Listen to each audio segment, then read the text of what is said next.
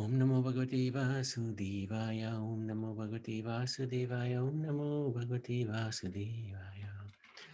Hare Krishna, dear devotees. Thank you very much for joining us today.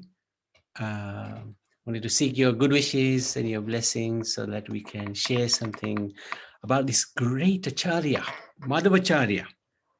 It's his disappearance day today, and we can remember him and seek his blessings. Very powerful personality. So we've got a little presentation on him.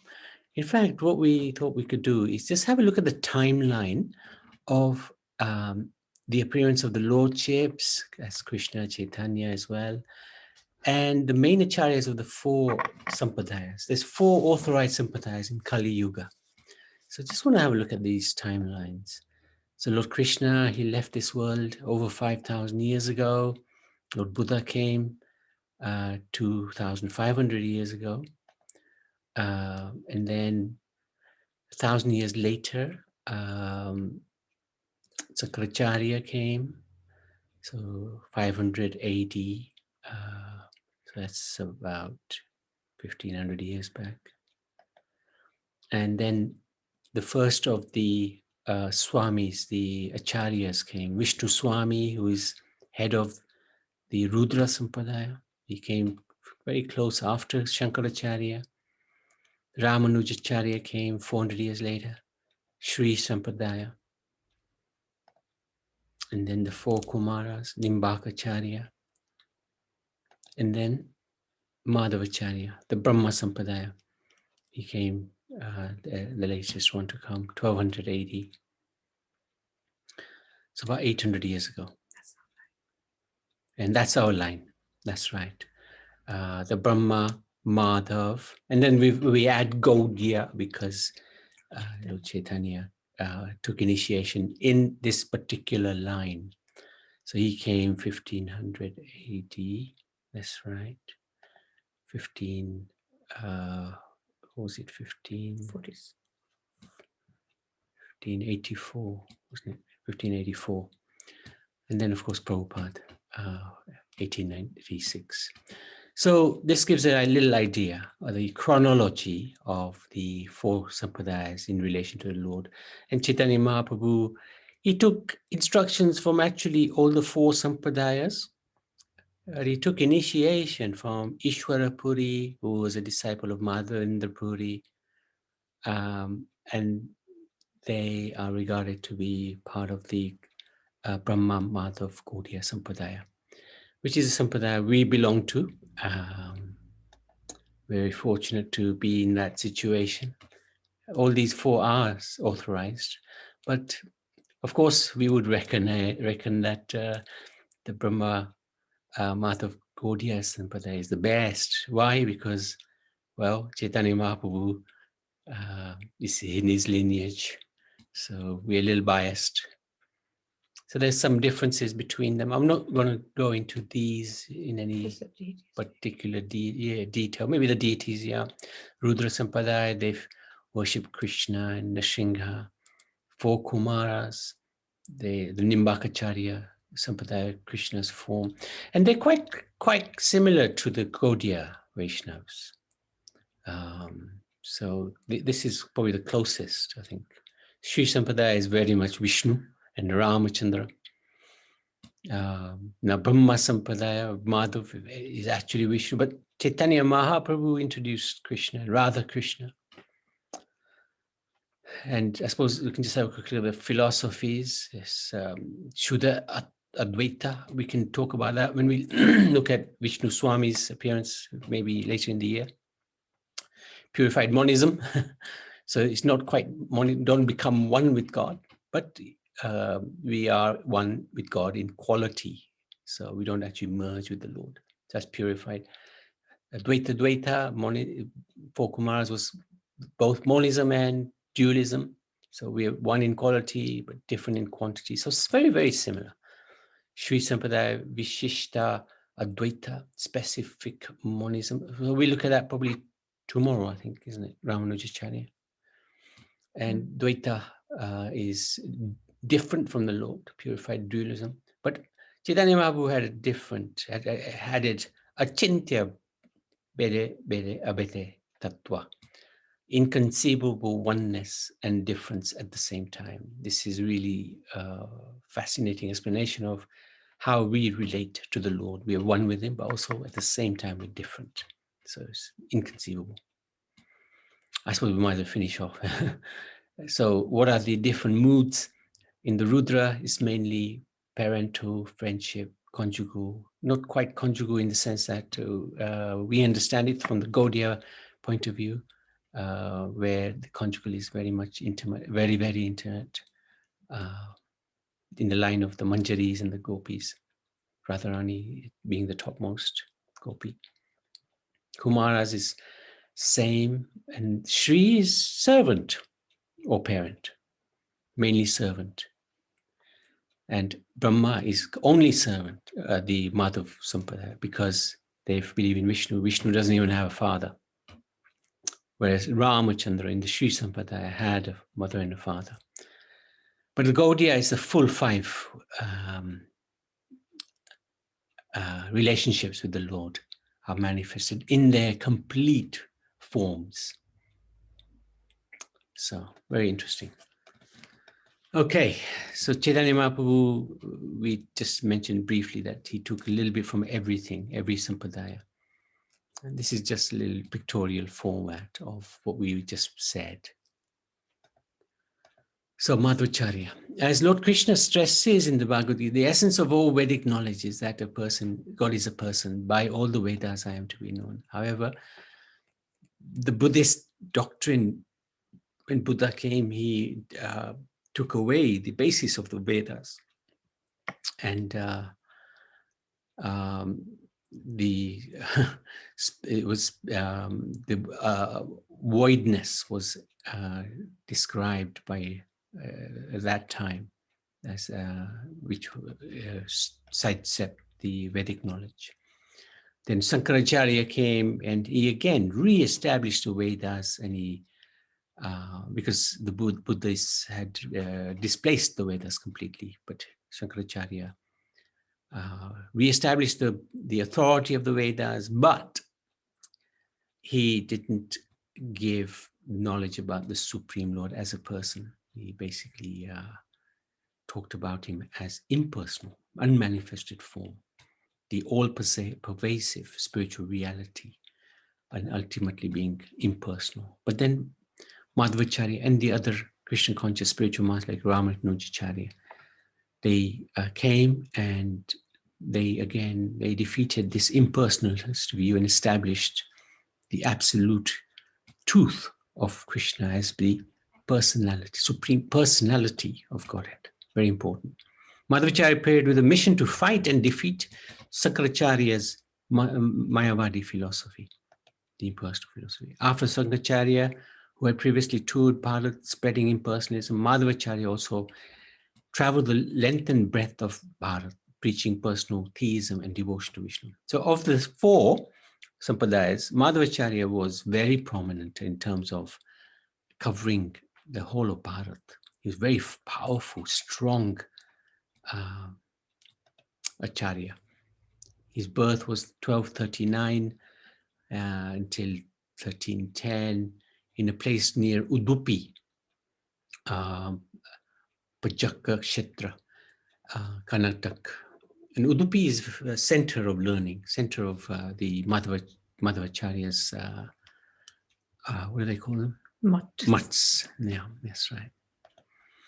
When he was 5, he got spiritual initiation from his father. That was the tradition. He was very young. And when he was 12, he took sannyas, which is quite extraordinary. Such a young age. Gave up his family ties and traveled, as we said before, Bharat. He's considered to be an incarnation of Vayu, the wind god, and also Hanuman, as far as I understand. We're further told that whenever Madhav's mother was feeling anxious, he would come before her in one jump from wherever he happened to be playing. This was when he was a young man, young boy. And he was, at that time, he was also renowned as a scholar. Actually, I don't know if I've put this down. One time he was sitting in a forum where his father was speaking, and he actually corrected his own father. And the father accepted defeat. His father had piled up some debts, and he made money out of tamarind seeds and paid off those debts. We could do with a few of those tamarind seeds at the moment, right, to buy this property. Madhva also goes by the name of Punapagya and Anandatirtha.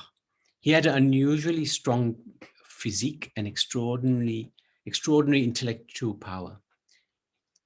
So there's some very nice stories about this as well.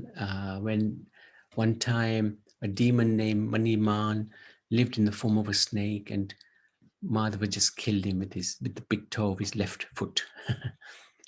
Once a Bengal tiger attacked Madhvacharya's sannyas disciple. So this was when he was much older, Satyatirtha, and Madhvacharya wrestled the tiger and sent him away with his tail between his legs. So often there would be some friction between the Hindus and the Muslims. When the Hindus were on one bank of the one side of the river and Muslims on the other. And sometimes they wouldn't let the boats cross, and the Muslim soldiers would stop the passengers. But Madhvacharya never cared for them. He just crossed the river anyway. And when he met the soldiers on the other side, he would be brought before the king. But the king was so pleased with his bravery, he would actually he wanted to give him a kingdom and some money as well. But Madhvacharya was a great saint. He refused. Sometimes he was attacked by some robbers, but he would beat them to smithereens. So Madhvacharya's pursuit of the absolute truth. He wrote 3 important treatises on the Vedanta Sutra, Bhagavad Gita, and the Upanishads. His theology is called Shuddha Dvaita, pure dualism. More than anyone, he stressed the difference between God and the individual soul. Whereas Chaitanya Mahaprabhu talked about the difference, but he also talked about the oneness and the inconceivable nature of it. By giving a pure interpretation of Vedanta Sutra, he promoted pure theism. He named his innovative Shastric explanation Dvaita Dvaita Vad, pure dualism. Madhvacharya's learning and devotion to Krishna were famous throughout Bharat. He traveled extensively and defeated innumerable Jains, Buddhists, Mayavadis, atheists, logicians, and agnostics. In the course of his travels, he went to Badrikaksham, and there he met the great sage Vyasadeva, who is the literal incarnation of the Lord, And it is said that he actually took initiation from Srila Vyasadeva. So that is how the line continues. This Brahma Madhav goes from Brahma to Narad to Vyas to Madhvacharya. And he studied under him and became a great scholar. Vyasadeva gave him a shalagram, Astamurti, and approved his Bhagavad Gita commentary. I think he met him twice. He went back to see Vyasadeva again, blessed him with deeper realizations of the Shastra. So this is a lovely picture of Srila Vyasadeva instructing Madhvacharya. So his pastimes mainly are in Udupi. When he came back, coming down from Himalayas, he went back to his place, birthplace, Udupi, and incredible pastime took place. One time a ship was approaching Udupi, and there was a storm, and the ship got stranded. Madhvacharya, he was standing on the seashore, and he directed the ship to safety. And the captain became very pleased with Madhvacharya and thanked him for what he believed to be a miracle. And he said to Madhvacharya, "What would you like? I can give you anything you want." And Madhvacharya, he knew that in the ship, within a heavy lump of, big lump of Gopi Chandan, which Gopi Chandan, as we all know, is the tilak that we put on. So he asked for that because there's something invaluable in there. And the captain was so amazed. Why do you want Gopi? I can give you anything you want. I can give you this whole boat. He said, no, that's all I want. And then they brought this heavy lump of clay out, and within the clay was a beautiful murti of Balakrishna, Ladu Gopal, Krishna in his childhood. It was so heavy that the very fact that Acharya could carry it all by himself was astounding. It took many men to bring that on shore. But more amazing was the information he revealed on the deity. It was apparently made by the divine architect Vishwakarma and was kept by Krishna's leading queen Rukmini in Dwaka in Dwapar Yuga. So there you go. This is the beautiful deity.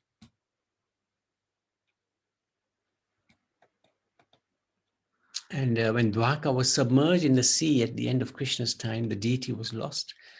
And that same deity is now worshipped in Udupi. Krishna, the deity, has a stick in one hand and a lump of food in the other. As soon as Madhvacharya received the deity of Krishna, he composed a beautiful prayer. He personally, I think we'll have a look at that prayer, personally brought and installed the deity to Udupi. And the worship of this deity is still continuing to this day, according to the standards that were set by Madhvacharya. He had 8 disciples, all of whom took sannyas from him and became directors of his 8 monasteries. So these are 8 maths that have been established to worship. Around the temple. Yeah, around the temple to worship Udupi Krishna. And the sannyas leaders of each math worship the deity with rigorous regime of ceremonial rituals, punctuality, and impeccable personal conduct. We've been fortunate to be there, on there. I think a few years ago, we were there for a couple of weeks, right? Yeah, I've been there twice, yeah. Amazing. Every Ekadashi, they observe Nirjal, total fast from all food and water. So this is the deity, extraordinary deity. So he's got this stick in the one hand and food in the other. Can't see the food, but...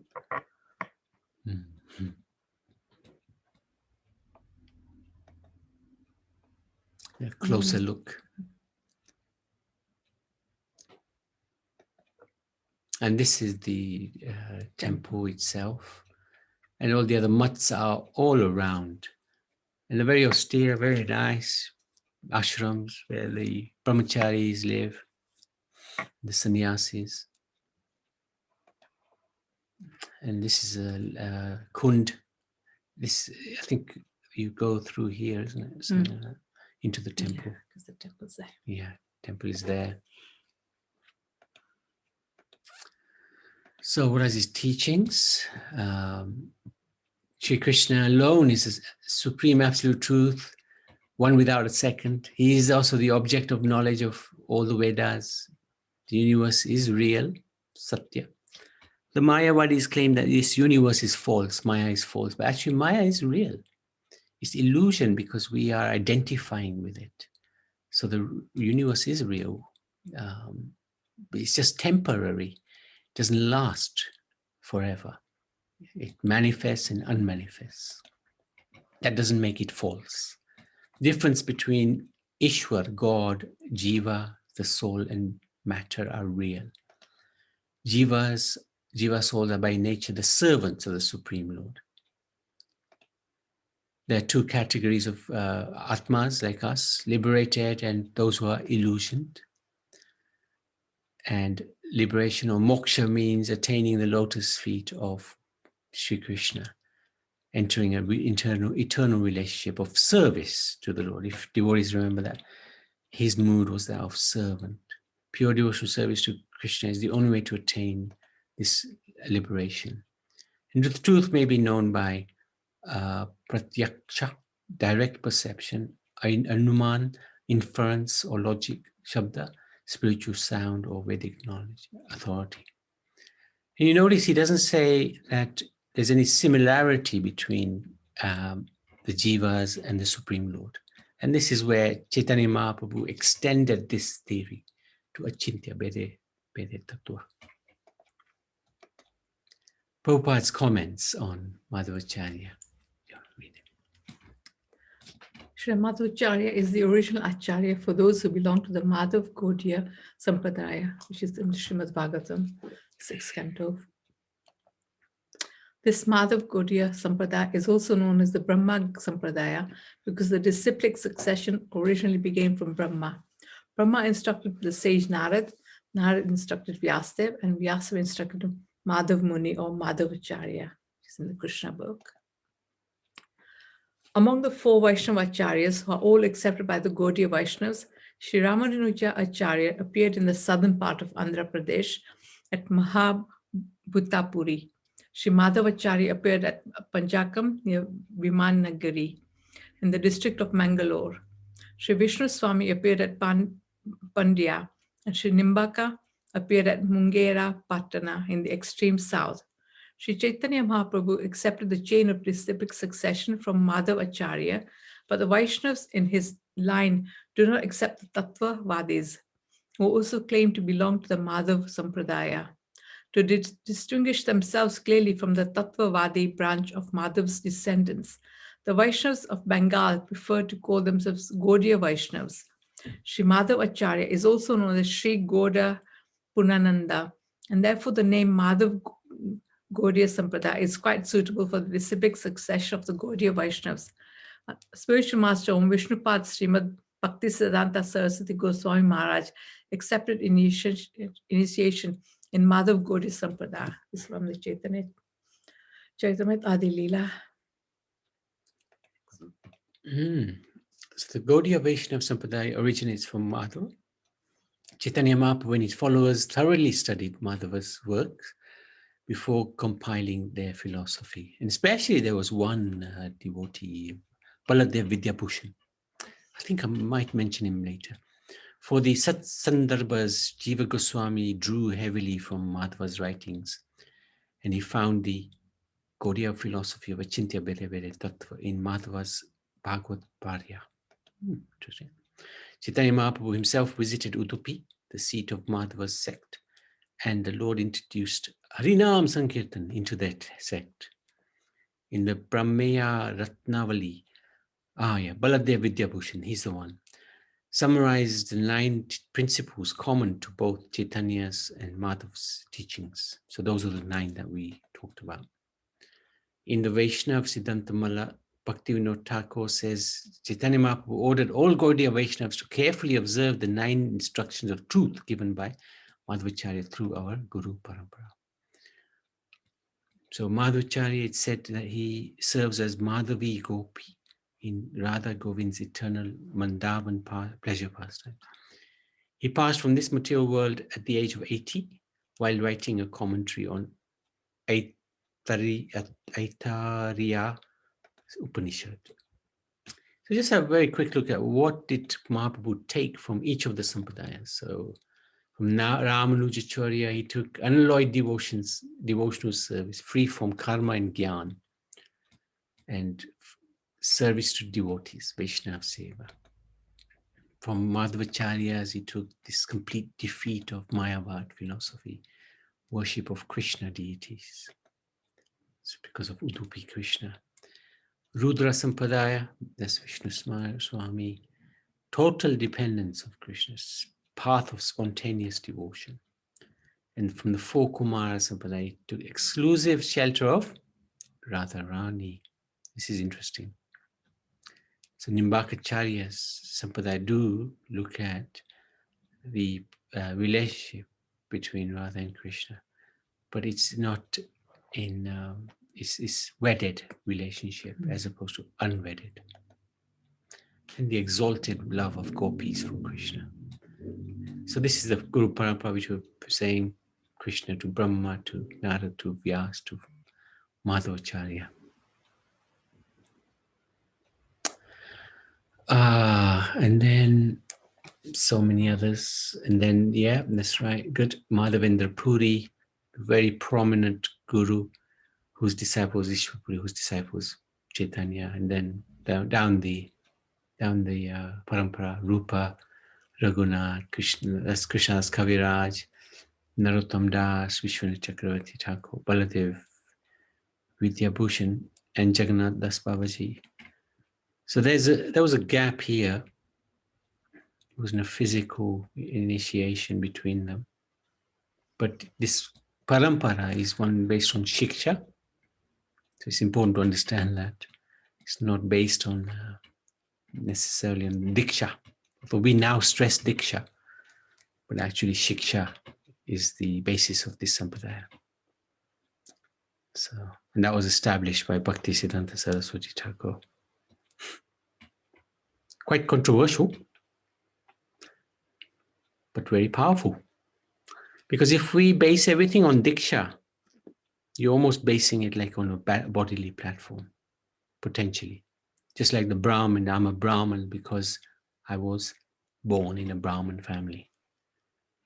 But a Brahmin is one who acts like a Brahmin. So shiksha is where one follows the instructions. So that's more important than diksha. Okay. Oh, that's it.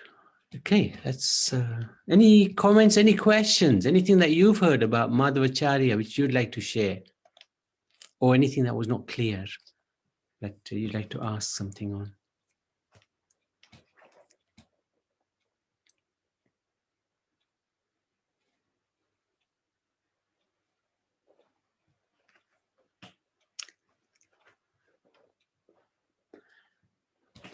Hare Krishna, Uddhav Prabhu.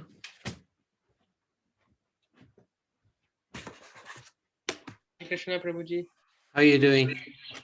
I'm doing well. Prabhuji, actually I had a question, but I was thinking whether I should ask or not. Go for it. We mentioned Madhvacharya met Srila Vyasadeva when he went to the Himalayas. Yeah. So was he alone when he met Madhvacharya, or were there some other people also? I'm not sure. I think he met him twice. I'm just speculating. I'm not speculating. I read it somewhere. He met him twice. The second time, there may have been some of his disciples with him, but I can't 100% recall that now. Okay. Yeah. It needs a lot of faith to believe that he met. Yeah, absolutely. Correct, Yeah. correct.